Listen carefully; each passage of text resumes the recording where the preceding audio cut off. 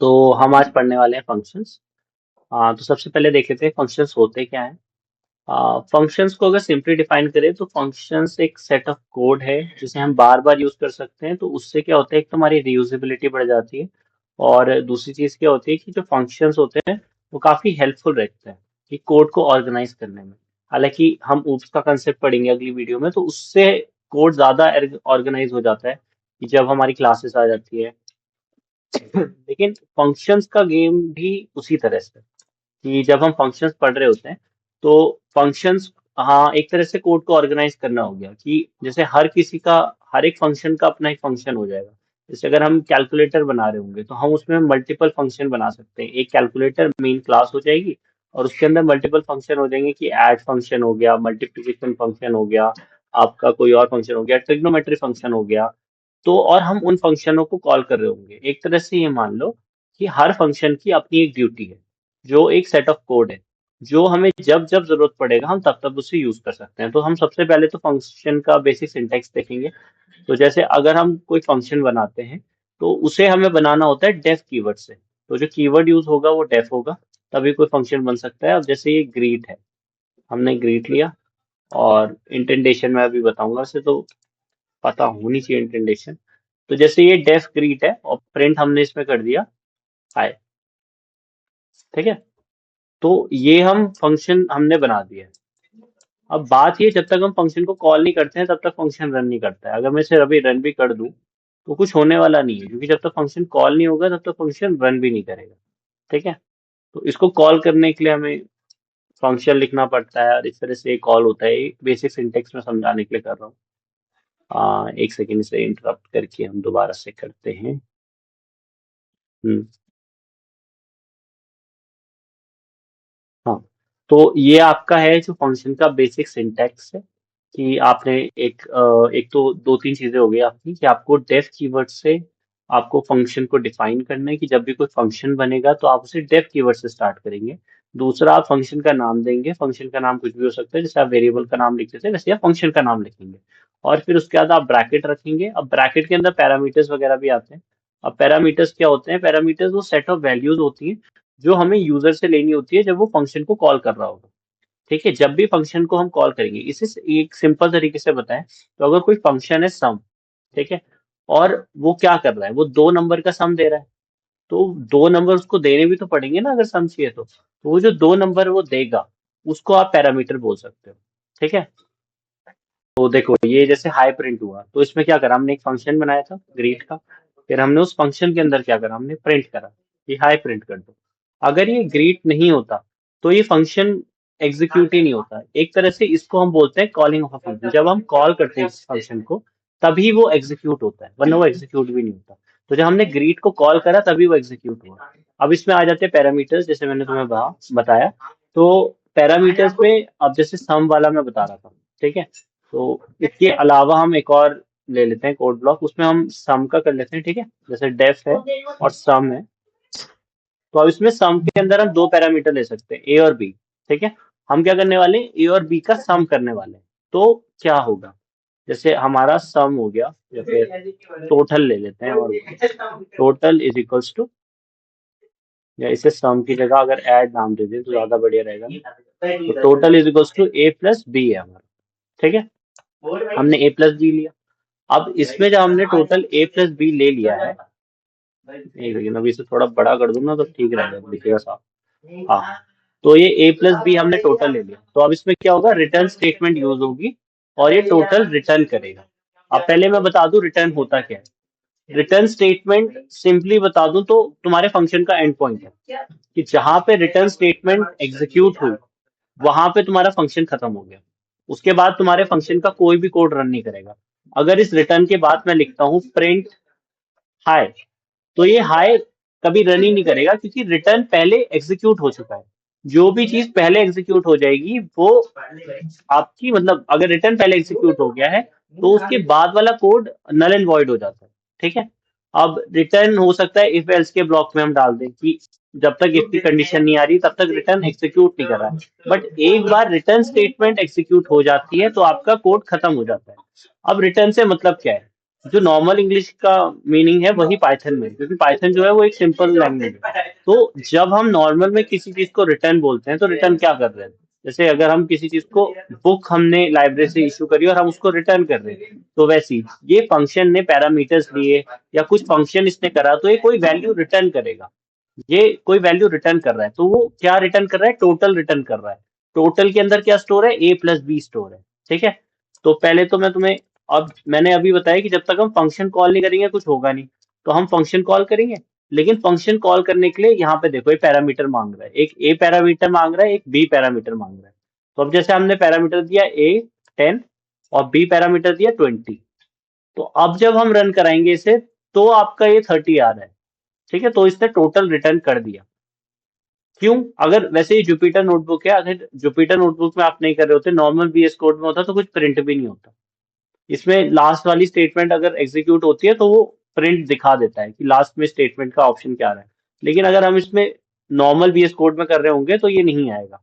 ठीक है, normal VS code में हमें ये प्रिंट स्टेटमेंट लगानी पड़ेगी ताकि ये 30 हमें शो हो सके। ठीक है, तो ये चीज क्लियर हो गई कि जब हम पैरामीटर्स, क्या होते हैं पैरामीटर्स? वो हो गए जो वैल्यू से ले रहा है। जैसे इसने एक वैल्यू ली ए, एक वैल्यू ली इसने बी। ठीक है, और उनके साथ ये कोई फंक्शन या कोई ऑपरेशन करेगा और उसके बाद ये कुछ ना कुछ रिटर्न करेगा। इट्स नॉट नेसेसरी कि हर फंक्शन कुछ ना कुछ रिटर्न करे ही करे। कुछ फंक्शन कुछ रिटर्न नहीं भी करते, लेकिन वो वैल्यूज को अपडेट कर देते हैं। ठीक है, अब जैसे ये ऐड हो गया, अब ये रिटर्न स्टेटमेंट का क्लियर हो गया होगा।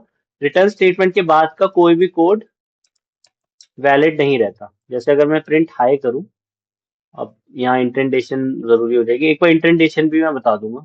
ये देखो, ये हाई प्रिंट नहीं हुआ है यहाँ पे। लेकिन अगर यही सेम हाई मैं ऊपर प्रिंट कर दूं, यहाँ पे प्रिंट कर दूं, जो किससे पहले है, तो ये हाई प्रिंट हो। ठीक है, अब देखो हो क्या रहा है कि जब भी रिटर्न स्टेटमेंट आपकी रन करती है, तो मैंने बताया कि उसके बाद वाला कोड नल एंड वॉइड हो जाता है। तो जब हम प्रिंट हाई नीचे लिख रहे थे, तो इसलिए वो एग्जीक्यूट ही नहीं हो पा रहा था कभी, क्योंकि वो फंक्शन से एग्जिट ले लिया उसने। और जब हमने ऊपर लिखा तो उसने एग्जीक्यूट कर दिया। अब इसमें इंटेंटेशन का क्या होता है? वैसे तो अगर एक शॉर्ट, मतलब एक ट्रिक सी बताऊं, तो वो ये है कि जहां पे भी तुम्हें एक कॉलन दिखे ना, तो वहां से समझ लो कि अगर उसके अगले वाली लाइन में कुछ लिख रहे हो, तो वो चार स्पेस मान लो या एक टैब मान लो, उतनी स्पेस तुम्हें छोड़नी होती है। ठीक है, अब उसका मतलब क्या होता है?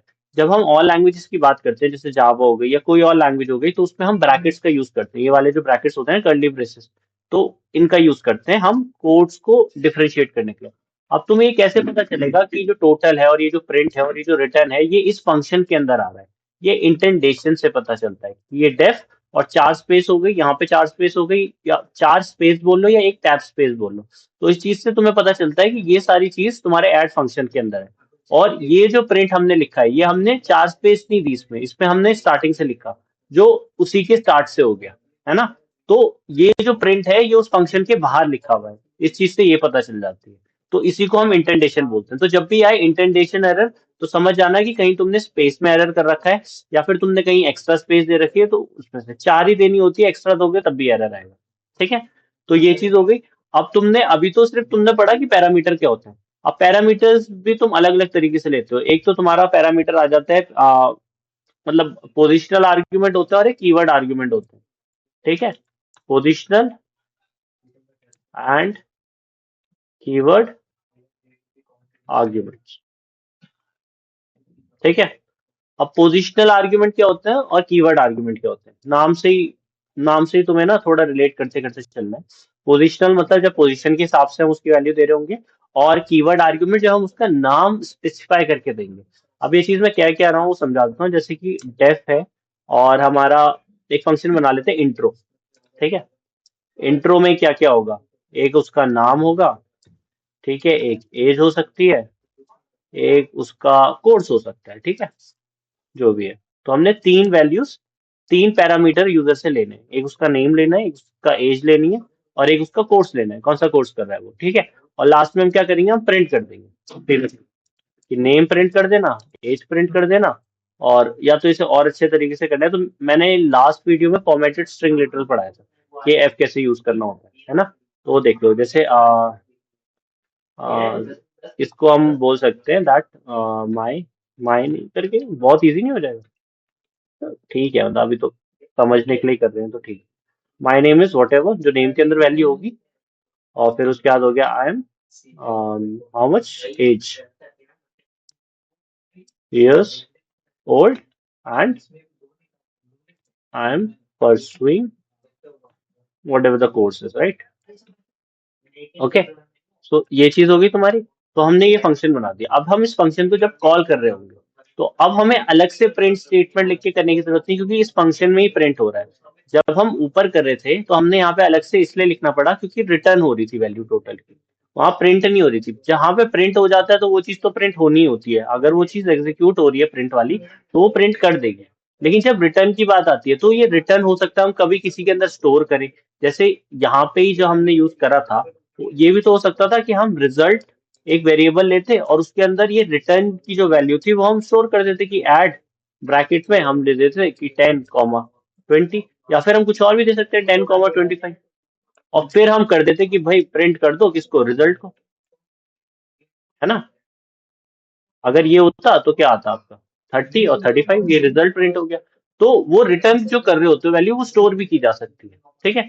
अब यहाँ पे हमें कुछ स्टोर करने के लिए नहीं, क्योंकि यहाँ पे कोई रिटर्न ही नहीं हो रही है वैल्यू, यहाँ पे सिर्फ प्रिंट हो रही है। हम चाहते तो ये पूरा स्ट्रिंग लिटरल रिटर्न कर सकते हैं, ये खाली प्रिंट का ब्रैकेट हट जाएगा और रिटर्न आ जाएगा। जैसे अगर यहाँ पे ही रिटर्न कर दूं मैं और ये लास्ट का ब्रैकेट हटा दूं तो ये चीज भी सही है, ये पूरी स्टेटमेंट रिटर्न हो जाएगी। लेकिन अगर हम ये नहीं भी करें तो हमें रिटर्न स्टेटमेंट देने की जरूरत ही नहीं पड़ती। जैसे हमने कहा था, जरूरी नहीं है कि हर फंक्शन की कोई ना कोई रिटर्न स्टेटमेंट हो, ठीक है। अब ये जो हमने पढ़ा कि my name is this this this, तो अब इसमें फटाफट आर्ग्यूमेंट्स में की पोजिशनल आर्ग्यूमेंट क्या है। तो जब हम इसे प्रिंट तो करने की जरूरत नहीं है तो हम इंट्रो फंक्शन को कॉल करेंगे, ठीक है। अब हम नाम वगैरह जो है वो इसी के हिसाब से दे रहे हैं। जैसे अगर हमने नाम दिया अक्षय, ना अक्षय क्या, सलमान ले लें क्या, तो सलमान ले लो, ठीक है। और उसके बाद हमने एज ली 20, उसके बाद हमने कोर्स ले लिया बीटेक, वो आएगा तुम्हारा किसमें, इसमें, ठीक है। तो अगर ये चीज हो रही है तो हम इसे रन करेंगे। क्या आ गया, my name is Salman, I am 20 years old, I am pursuing BTech. तो हमने तीनों आर्ग्यूमेंट जो पोजिशनल आर्ग्यूमेंट थे पोजीशन के हिसाब से दे दिए, तो इसलिए इनको बोलते हैं पोजिशनल आर्ग्यूमेंट। कि पहले नेम था तो नेम दे दिया, फिर एज थी तो एज दे दिया, फिर कोर्स था तो कोर्स दे दिया। तो ये हो गए पोजिशनल आर्ग्यूमेंट जब आप पोजीशन के हिसाब से दे रहे हैं। और जब आप इनका कीवर्ड के हिसाब से देंगे, मतलब पोजीशन मैटर ना करे, तो आप उसमें ये कर सकते हैं कि एज इज इक्वल्स टू 19, ठीक है, comma name is equals to Rohan, and course is equals to BTech, ठीक है। या बीटेक हटा के एमसी कर लेते हैं, ठीक है। तो अब इस केस में क्या होगा, इस केस में भी वही सेम आउटपुट आया। ऐसा नहीं हुआ कि जो आपने क्या करा, इसमें आपने कीवर्ड स्पेसिफाई कर दी कि एज को 19 दे दो, नेम के अंदर रोहन डाल दो, कोर्स के अंदर एमसी कर दो, तो ऑर्डर मैटर नहीं करता है। इसको बोलते हैं कीवर्ड आर्ग्यूमेंट। और पोजिशनल आर्ग्यूमेंट क्या बोलते हैं, जब आप पोजीशन के हिसाब से दे रहे होते हैं कि नेम पहले था तो आपने पहले नेम दे दिया, एज फिर था, और फिर कोर्स था, तो वो पोजीशन हिसाब से हो गया। पोजीशन के हिसाब से तो वो पोजिशनल आर्ग्यूमेंट हो गया। और कीवर्ड आर्ग्यूमेंट क्या हो गया, जब आपने कीवर्ड स्पेसिफाई कर दिया, ठीक है। तो ये दो चीजें हो गई आपकी, पोजिशनल आर्ग्यूमेंट हो गए, कीवर्ड आर्ग्यूमेंट हो गए। फिर आ जाते हैं आपके, एक तो आ जाते हैं ये एस्टेरिस्क, आर्क्स, एंड आर्क। अब है तो ये दोनों भी सिंपल ही, बहुत ज्यादा कुछ है नहीं। लेकिन बस ये बताऊंगा, जब आपको मल्टीपल वैल्यूज लेनी होती है तब आप ARGS का यूज करते हो, ठीक है। अब जैसे आपने लिया डेफ टपल, है ना, ये आपने फंक्शन का नाम ले लिया डेफ टपल, और आपने ज्यादा कुछ नहीं, आपने ARGS दे दिया, ठीक है। अब क्या होगा, यूजर इनपुट करेगा, कुछ ना कुछ वैल्यूज इनपुट करेगा। सो वैल्यूज आर, आपने कॉमा डाल के स्टार ARGS ले लिया, ठीक है।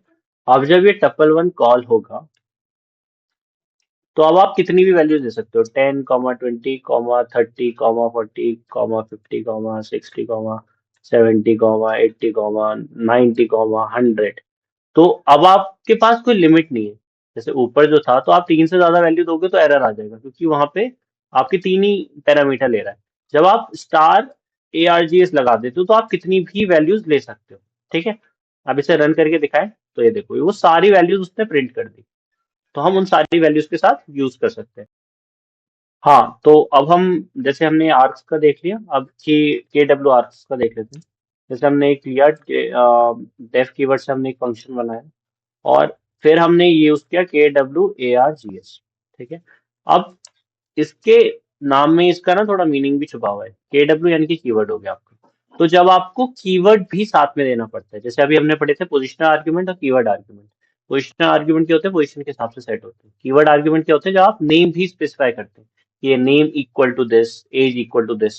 सो that how it will work. ठीक है, जैसे हम इसे प्रिंट करेंगे तो अगर हम प्रिंट करते हैं वैल्यूज, ठीक है, और उसके बाद हम दे देते हैं KWARGS, इसमें स्टार नहीं लगता। ठीक है, जो एस्टेरिक्स है वो ऊपर वाले में आर्क्स में लगता है, KW आर्क्स में नहीं लगता। ठीक है, ऊपर लगेगा जब हम आर्ग्यूमेंट्स ले रहे होंगे। तो मल्टीपल आर्ग्यूमेंट्स हम ले सकते हैं। जैसे अब हमने फंक्शन को कॉल करा है यहाँ टपल 1, तो अब हमें जैसे कीवर्ड लेना है, नेम है। ठीक है, हमने लिया रोहन। ठीक है, फिर दूसरा कीवर्ड आर्ग्यूमेंट हो सकता है एज, हमने लिया 19। तीसरा फिर से वही कोर्स ले लो। ठीक है, और वो डाल दो बीटेक। ठीक है, अब इसे रन करोगे तो ये इस तरह से आएगा। ये जो वैल्यूज आपकी स्टोर हुई है ये आपकी इस तरह से हुई है। ठीक है, इसे डिक्शनरी के फॉर्म में स्टोर करा गया है। अब ये जो है KWArgs, ये वैल्यू और उसका दोनों का पेयर हो गया। तो जब भी आपको डिक्शनरी यूजर से एक्सेप्ट करानी होगी आप ये यूज कर सकते हो। ठीक है, हमने नाम इसका टपल लिया था लेकिन डिक्शनरी के फॉर्म में। और ऊपर जब हमने करा था तो वो पोजिशनल आर्ग्यूमेंट थे, क्योंकि उसका नाम की कोई वैल्यू नहीं थी। इसमें यह है कि नेम रोहन है तो हमने नेम रोहन ले लिया, एज 19 है, कोर्स बीटेक है। तो इसमें आप कीवर्ड भी दे रहे हो और उसकी वैल्यू भी दे रहे हो, और की वैल्यू पेयर को ही डिक्शनरी बोलते हैं। डिक्शनरी की वीडियो भी आएगी, अभी आई नहीं है वो वैसे। ठीक है, ये हो गया। फिर आपका आ जाते हैं स्कोप पे। स्कोप ज्यादा तो बड़ा टॉपिक है नहीं। स्कोप में आपका यही आ जाता है, local scope and global scope. वैसे ये इतना छोटा टॉपिक है नहीं वैसे। अगर इसे थोड़ा पढ़े तो मोस्टली इसमें सिर्फ लोकल स्कोप और ग्लोबल स्कोप नहीं आती है, इसमें आता है LEGB आता है। ठीक है, उसमें लोकल स्कोप हो जाती है, L for local scope, E for हो जाता है आपका जब क्या बोलते हैं इनक्लोजिंग होता है, और G फॉर आपका ग्लोबल स्कोप हो गया, B फॉर बिल्ट इन होता है। ठीक है, अब इसमें लोकल स्कोप में तो वो हो गया जब आपने कोई फंक्शन बनाया, जैसे आपका ये वाला फंक्शन था। अगर आप इसी के अंदर ले लो I = 10, तो ये लोकल स्कोप है। ये आई की वैल्यू जो 10 है, ये जो आई है, इस आई को सिर्फ इस फंक्शन के अंदर ही जानते हैं, इसके बाहर इसे कोई नहीं जानता। ठीक है, अगर यही I = 10 मैं यहाँ की जगह यहाँ पे ले लूँ I = 10, तो ये अब ग्लोबल स्कोप हो गई, क्योंकि ये उस फंक्शन के अंदर नहीं है, ये पूरे क्लास के अंदर है या पूरे कोड के अंदर है। तो ये ग्लोबल स्कोप में आ गया कि पूरे कोड में कहीं भी जरूरत पड़ेगी हम इसका यूज कर सकते हैं। लेकिन जब वो किसी फंक्शन के अंदर आ गया, किसी लूप के अंदर आ गया, या किसी इफ एल्स स्टेटमेंट के अंदर आ गया, तो उस केस में क्या होगा, अगर हमने उसी टाइम पे उसे इनिशियलाइज कराया है तो वो उसके अंदर ही है उसकी वैल्यू, उसके बाहर उसे कोई नहीं जानता। तो ये हो जाती है लोकल स्कोप, जब वो किसी फंक्शन के अंदर लिया जाता है। और ग्लोबल स्कोप क्या हो जाती है, जब हम किसी फंक्शन के अंदर नहीं लेते हैं, उसे बाहर ले लेते हैं। इनक्लोजिंग स्कोप क्या होती है, इनक्लोजिंग भी लिख देता हूँ ऐसे इसमें। ठीक है, फिर आ जाता है आपका क्या, एनक्लोजिंग आ जाता है, एनक्लोजिंग आ जाता है, एंड बिल्ट इन आ जाता है। बिल्ट इन, बिल्ट इन तो जो आपके बिल्ट इन फंक्शन होते हैं, जैसे प्रिंट हो गया, या फिर आपके ये हो गए, टपल भी एक कंस्ट्रक्टर है वो बिल्ट इन है, सम हो गया, मैक्स हो गया। तो ये जो बिल्ट इन फंक्शंस होते हैं वो आपके अलग स्कोप में आ जाएंगे, वो आपके पूरे कोड में कहीं भी आप यूज कर सकते हो। इनक्लोजिंग वाले आपके मल्टी मतलब नेस्टेड में आ जाते हैं। ये हो सकता है, जैसे ये फंक्शन था हमारा, यहीं पे कर लेते हैं एक। ठीक है, हमने एक फंक्शन बनाया डेफ ऐड, उसमें हमने A, B ले लिया। ठीक है, इसमें हमने क्या करा, इसके अंदर हमने एक और फंक्शन बना लिया डेफ सम, सम नहीं सब ले लेते हैं। ठीक है, सब, और उसकी वैल्यू क्या कर दी हमने, A, B ले ली। ठीक है, और वो चाहे तो हम इसी के अंदर कॉल कर दे, सब फंक्शन को हम इसी के अंदर कॉल कर देना विद A, B। ठीक है, और यहाँ पे हम ले लेते हैं C, D। तो अब यहाँ हम क्या कर रहे हैं, ये नेस्टेड आ गया। अब अगर कोई फंक्शन, कोई वेरिएबल इसके अंदर स्टोर हो जाएगा, लेट आई, ओ सॉरी, लेट तो जावास्क्रिप्ट में होता है, आई इज इक्वल्स टू 10, तो ये I is equals to 10 def add में भी होगा और उसके नीचे वाला जो फंक्शन होगा उसमें भी होगा।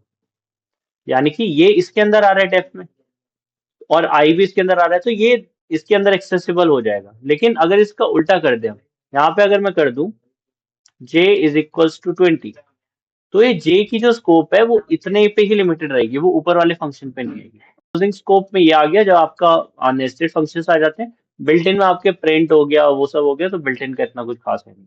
तो इसी के साथ आपके फंक्शंस खत्म होते हैं। इसमें क्वेश्चन प्रैक्टिस करने हैं, लेकिन उससे पहले दो मेन वीडियोस हैं जो रह रही हैं। एक आपकी ऊप्स की वीडियोस रह रही है कि आपके ऊप्स का क्लास हो गया, इनिट कंस्ट्रक्टर हो गया, और किस तरह से आप क्लास में को आपके चार मेन कंसेप्ट आ जाते हैं उसमें, इनहेरिटेंस, एनकैप्सुलेशन वगैरह वगैरह। और उसके बाद फाइल आईओ ऑपरेशन हो गया। देन थोड़े बहुत या तो हम चाहे तो बिल्ट इन फंक्शंस पढ़ सकते हैं, जो बिल्ट इन फंक्शंस होता है पाइथन में, या फिर हम क्वेश्चन प्रैक्टिस कर सकते हैं।